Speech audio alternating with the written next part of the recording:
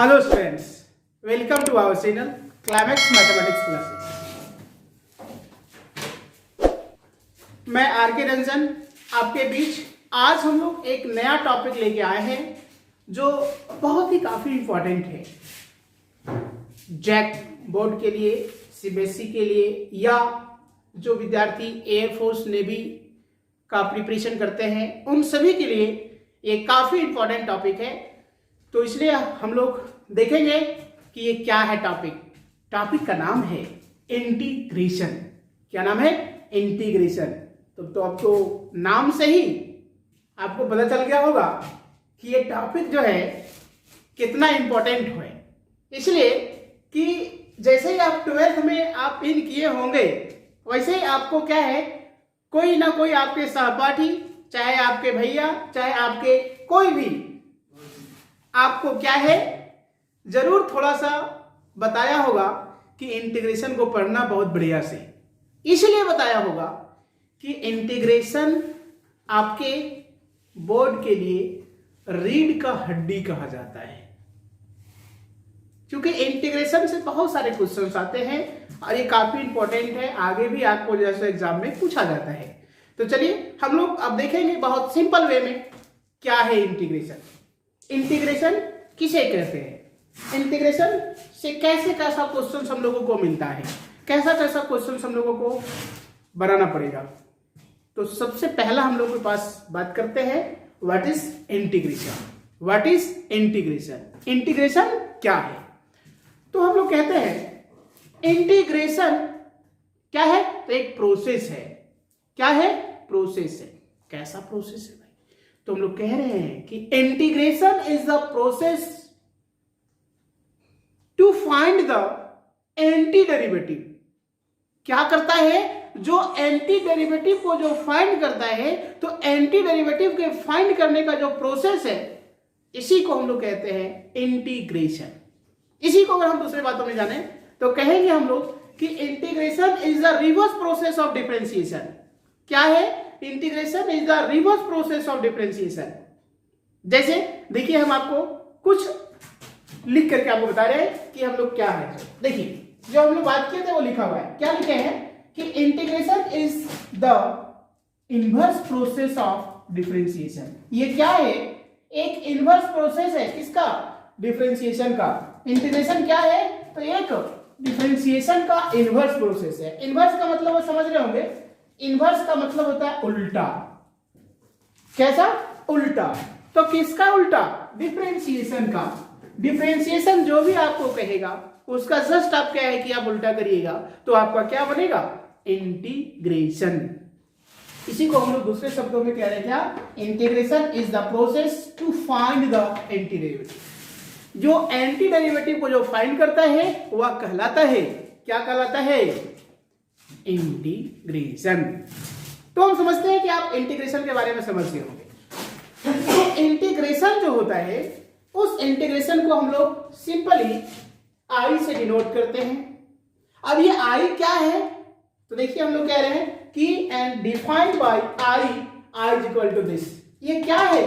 तो हम लोग कह रहे हैं ये इंटीग्रल्स है, ये फंक्शंस ऑफ एक्स है, ये हमारे पास दिया गया है, जिसको हम लोग कह रहे हैं क्या? ये डिफाइन कर रहा है आई इज इक्वल टू दिस। अब आपको अगर क्या है कि कहा जाएगा कि ये जो डिफाइन कर रहा है आई इज इक्वल टू दिस, ये क्या है? पढ़ते हैं क्या इसको? तो देखिए, हम लोग पढ़ने का तरीका जानते हैं कि कैसे वो पढ़ा जाता है इस टर्म को। देखिए, हम लोग कह सकते हैं, क्या कहते हैं? This read as. क्या रीड करते हैं? तो कह रहे हैं integrals of F X with respect to X. क्या है? Integrals of F X with respect to X. इसी को हम लोग और दूसरे शब्दों में क्या कहते हैं? Integrations of F X with respect to X. इसी को हम लोग फिर से अगर यदि आपके पास दे दिया जाए ऐसा, क्या दिया जाए? एफ जेड डी जेड, और तब आपसे यदि कहा जाए कि बंधु बताइए कैसे हम इसको पढ़ेंगे, तो फिर हम लोग को कहना होगा, क्या कहना होगा? कि इंटीग्रल। देखिए, ये जो लिखा है ना, इसको हम लोग कहते हैं इंटीग्रल। इसको कह रहे हैं हम लोग इंटीग्रल, और जिसके रिस्पेक्ट में दिया गया वो और क्या फंक्शन क्या दिया गया सो।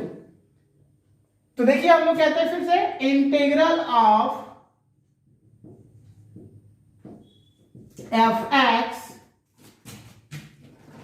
यहां देखिए जेड लिखा है इसलिए हम लोग बोलेंगे F Z with respect to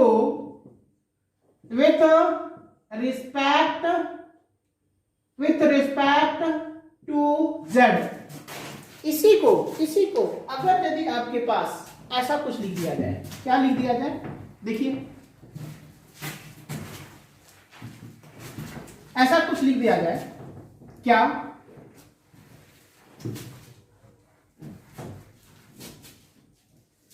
लिख दिया जाए आपको एफ टी डी टी, तो ये भी हमारा एक क्या है, इंटीग्रेशन है।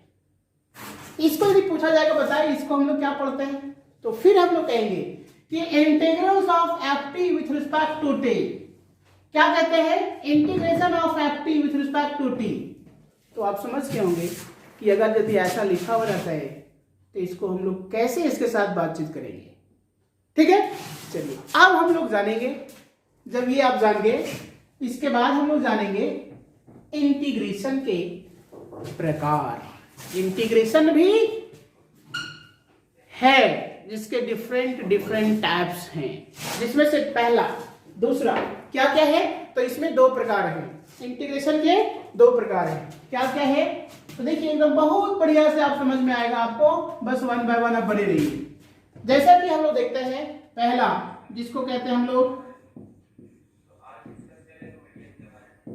इनडेफिनिट इंटीग्रल्स, और दूसरा है जिसको हम लोग कहते हैं डेफिनिट इंटीग्रल्स। इनडेफिनिट इंटीग्रल्स और डेफिनिट इंटीग्रल्स। तो अब हम लोग जानेंगे इंटीग्रेशन कितने प्रकार, दो प्रकार, क्या क्या, इनडेफिनिट और डेफिनिट। तो इनडेफिनिट क्या है और डेफिनिट क्या है, तो चलिए बात करेंगे इनडेफिनिट और डेफिनिट के बारे में। बहुत सिंपल है, एकदम नहीं डरना है। जैसे कि हमारे पास जो दिया गया, तो अभी हम लोग पढ़े थे कि आई में जो इंटीग्रल जो होता है, इस इंटीग्रल्स में हम लोग कहते हैं एफ डैश एक्स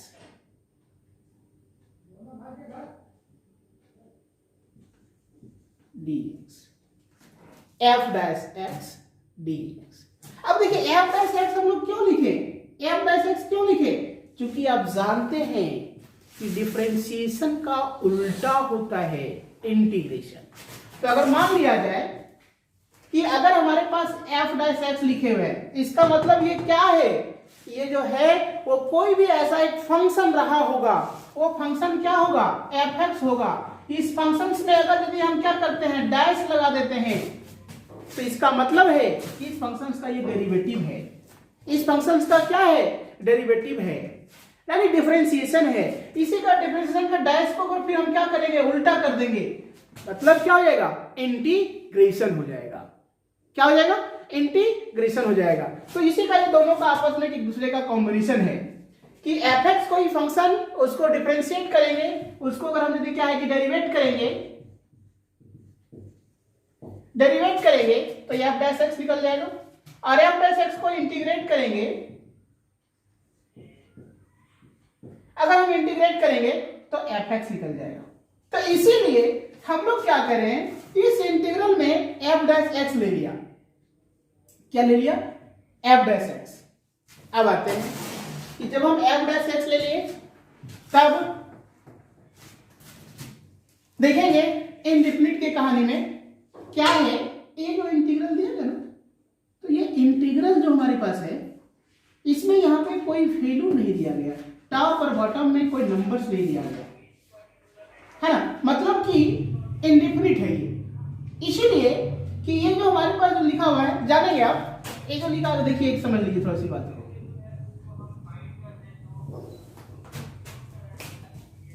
देखिएंगे जैसे ये जो लिखा हुआ है ना, तो हम लोग ये जो लिखा है जिसको हम लोग इंटीग्रल कह रहे हैं, जिसको हम लोग इंटीग्रल जो कह रहे हैं, तो इस इंटीग्रल का बेसिक मीनिंग होता है जिसको कहते हैं हम लोग समेशन। क्या कहते हैं? समेशन। तो अगर आपके पास इस समेशन में कोई बाउंड्री दे दे, बाउंड्री करने मतलब क्या है कि यहां पे देखिए टॉप और बॉटम में कोई नंबर दे दे, जैसे कोई भी नंबर दे दे, और जो नंबर दे देता है तो उस नंबर्स को हम लोग कहते हैं, जैसे मान लिया जाए कि आपके पास यहाँ बी लिख दिया जाता है और यहाँ पे हम लोगों को ये लिख दिया जाता है, तो इस इंटीग्रल्स के बीच क्या है? एक देखेंगे कि यहां जो हमारे पास जो दिया गया है, इंटीग्रल जो दिया गया है, तो इस इंटीग्रल में हम लोग बात करेंगे कि यहां पे जो ए और बी के रूप में जो लिखा हुआ है, तो देखेंगे हमेशा इसको हम लोग कहते हैं लोअर। क्या कहते हैं? लोअर। और इसको कहते हैं हम लोग अपर। इसको कहते हैं हम लोग अपर लिमिट। क्या कह रहे हैं? ये जो इंटीग्रल जो दिया गया है ना, तो इस इंटीग्रल को जो जोड़ने का जो काम कर रहा है, जो समेशन करने का काम कर रहा है, तो इसमें से हम लोगों को बता दिया गया है, क्या बता दिया गया है कि सबसे छोटा और बड़ा, मतलब यहां और यहां के बीच हम लोगों को क्या करना है? सम करना है, फाइंड करना है। लेकिन अगर ये नहीं दिया जाता है लोअर लिमिट अपर लिमिट, तो आप समझ जाएंगे कि हम लोगों को क्या है, ये फिक्स नहीं है कि कहां से कहां तक के बीच को हमको सम करना है। इसीलिए वो अगर फिक्स नहीं होता है तो उसको हम लोग कहते हैं, उस तरह के इंटीग्रल को इनडेफिनिट। और जहां फिक्स दे दिया जाता है, ये दिया जाता है, उसको हम लोग कहते हैं डिफिनिट। क्या कहते हैं? डिफिनिट। तो इसीलिए देखिए हमारे पास जो दिया गया है इनडेफिनिट में हम लोग लिख रहे हैं यहाँ पे, जिसमें हमारे पास कोई देखिए पावर में इंटीग्रल्स के लिमिट्स में नहीं दिया गया, लोअर लिमिट अपर लिमिट का कोई चर्चा नहीं है। लेकिन अगर यहां की बात करें तो यहां पे हम लोग कहेंगे कि ये और बी रहेगा और एफ डैश एक्स रहेगा और ये डी एक्स होगा। अब जो लिखे हैं तो हम लोग यहाँ देखिए लिख देते हैं, जो ये हमारे पास लिखा है उसको हम लोग कहेंगे लोअर। ये क्या है? तो कहेंगे लोअर लिमिट्स है ये। और ये क्या है? तो ये हम लोग कहेंगे इसके लिए कि ये अपर लिमिट है। क्या है? तो ये अपर लिमिट है। तो आपको समझ में आ गया होगा कि ये लोअर लिमिट है, अपर लिमिट है। अब देखिए क्या है, जैसा की बात करें,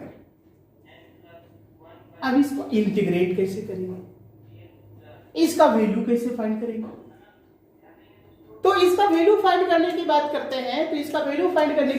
हैं, तो जिस प्रकार का एफ डैश एक्स लिखा है, मतलब ये डेरिवेटिव दिया गया, इसका इंटीग्रल क्या हो जाएगा? इसका इंटीग्रल हो जाएगा एफ एक्स।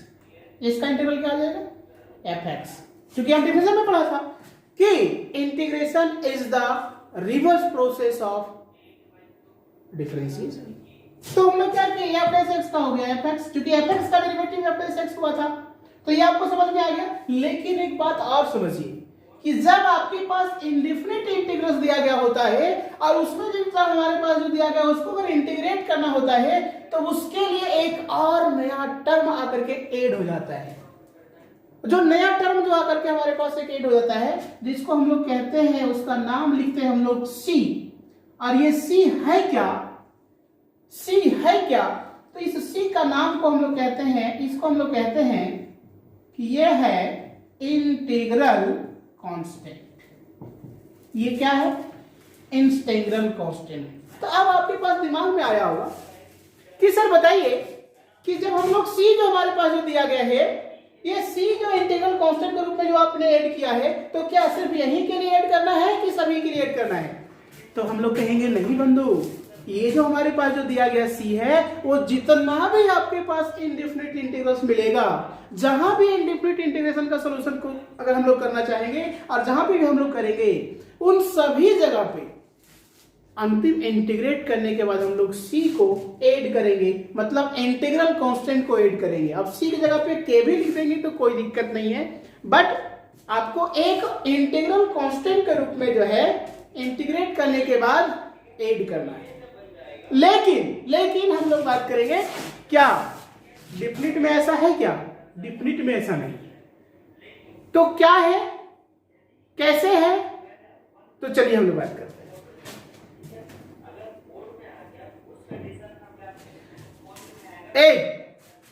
देखिए क्या है, तो जिस प्रकार का ये एफ डैश एक्स जो लिखा हुआ है, तो एफ डैश एक्स को यदि हम इंटीग्रेट करेंगे तो ये हो जाएगा एफ एक्स, एफ एक्स हो गया।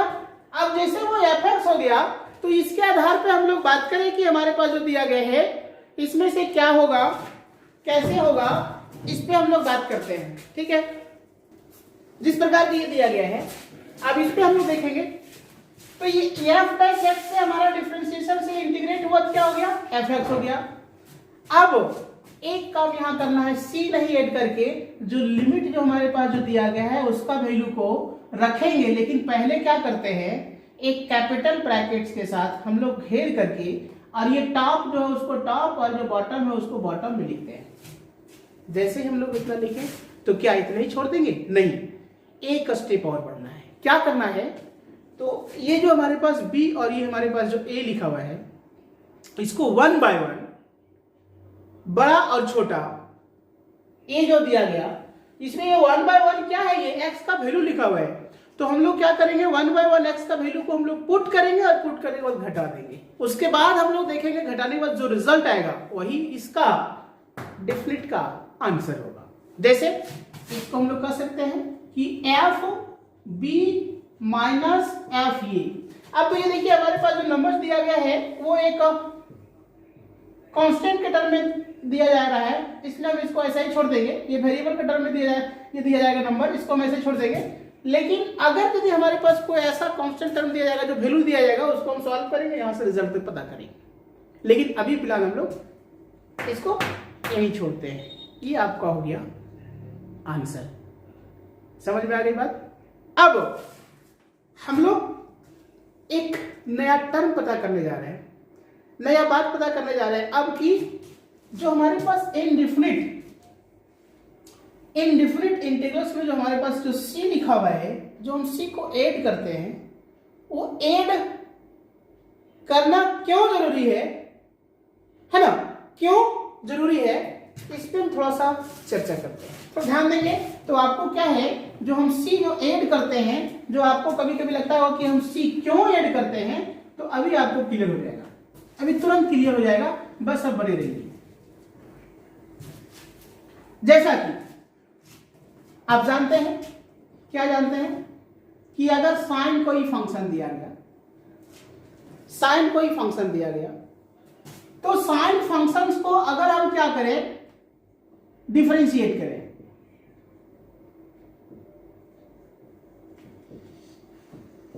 अगर हम डिफरेंशिएट करें तो आप जानते हैं कि साइन फंक्शन का डिफरेंशिएशन जो है cos x होगा। ये बहुत बढ़िया से आप जानते हैं। एक एग्जांपल के रूप में हम समझा रहे हैं, इसको समझिए तो आपको पता चल जाएगा कि सी हम लोग जो है ऐड करते हैं, उसका रीजन क्या है।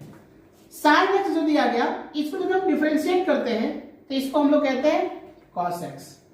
अब cos को इंटीग्रेट करेंगे तो हमारा मिल जाएगा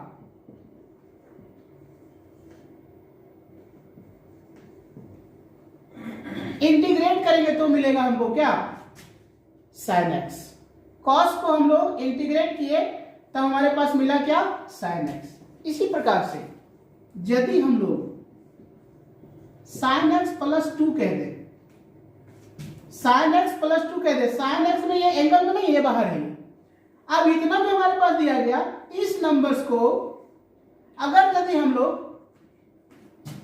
डिफरेंशिएट करें, अगर यदि हम लोग डिफरेंशिएट करें तो देखिए साइन का क्या हो जाएगा, cos x हो जाएगा। और cos को यदि हम इंटीग्रेट करेंगे, अगर cos को यदि हम इंटीग्रेट करेंगे, cos को यदि हम इंटीग्रेट करेंगे तो बताइए ऐसा आएगा क्या, आएगा। देखिए यहां पे क्या है, इसके लिए आएगा साइन, लेकिन ये क्या है, तो ऐसा हो सकता है क्या। फिर देखेंगे अगर मान लिया जाए हम लोग कि sin x प्लस अगर 3 लिखा हुआ है, अगर इस नंबर्स को अगर हम देखें डिफरेंशिएट करें तो ये हमारा हो जाएगा cos x, और cos से यदि हम क्या करें इंटीग्रेट करें तो बताइए ये आएगा क्या? ये आएगा? यहां पे आने के लिए संभव ऐसा है। देखिए यहां पे क्या हुआ, ये 3 आ रहा है, यहाँ 2 आ रहा है, यहाँ पे हमारे पास यदि हम इसको करेंगे कंप्लीट तो यहाँ पे क्या आएगा c आएगा। तो देख रहे हैं कि हमारे पास जो भी दिया गया हम c को हटा दिए अभी फिलहाल, तो ऐसे सिंपल समझ रहे हैं कि ऐसा आ गया। इसी चीज को देखिए, हो सकता है मे भी आप नहीं समझ रहे होंगे। देखिए अब एग्जांपल फिर ले रहे हैं। जैसे कि मान लिया गया कि sin x का डिफरेंशिएशन की बात करें, इसी को हम ऐसे रिवर्स कर रहे हैं, sin x का डिफरेंशिएशन की बात कर रहे हैं तो ये आपका cos x हो जाएगा। और क्या है, cos x का यदि हम इंटीग्रेट करें, cos x यदि हम इंटीग्रेट करें तो ये हो जाएगा आपका sin x। फिर हम लोग देखें कि यहां पे sin x प्लस 2dx, तो फिर देखेंगे sin का हो जाएगा cos और x का ये 2 जो लिखा है 2 का हो जाएगा 0, इसलिए नहीं लिखा उसको। फिर हम लोग देखें ये cos x जो दिया हुआ है, अब इस cos x का हम यदि क्या करते हैं इंटीग्रेट करते हैं तो हमारे पास कितना आएगा sin x, फिर प्लस यहां क्या है c, फिर यहां प्लस क्या है c, फिर हम लोग देख रहे हैं कि यहां पे जो दिया गया है sin x plus 3 by dx लिखा हुआ है। तो देखिए sin का फिर क्या हो जाएगा cos और 3 का हो जाएगा 0। फिर यहां देखेंगे हम लोग कि हो गया cos, इसको हम लोग लिखेंगे तो फिर हो जाएगा हमारे पास sin, फिर यहां पे देखेंगे हम लोग को तो क्या हो रहा है। अब देखिए आपको समझ में आ रहा होगा थोड़ा सा, क्या समझ में आ रहा है कि जिस प्रकार से